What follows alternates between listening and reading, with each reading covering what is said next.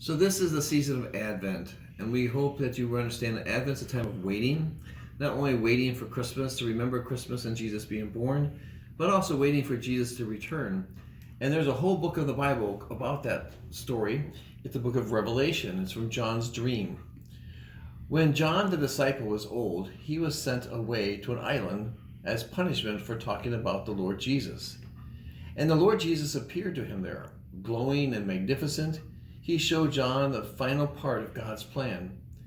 Jesus said, "Write this down so the whole world will know."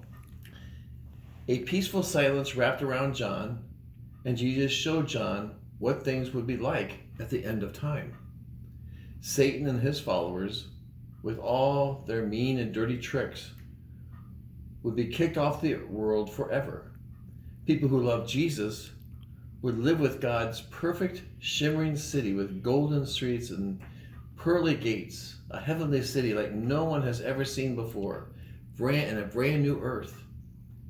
"See," God said, "I am doing a wonderful new thing here." Jesus promised that one day things will become perfect the way God had made them. Someday God's love, brighter than the brightest of suns, will be the only light that we need. Finally, in the vision that Jesus showed to John, God and his children live together as one perfect, happy family, the way it was supposed to be back in the Garden of Eden with Adam and Eve, all those many years ago. Everything that John wrote down is real. He got to see into the future nearly 2,000 years ago. But one day, all of this will really happen. When it does, Jesus will come back and take his followers to be forever home, just as God planned.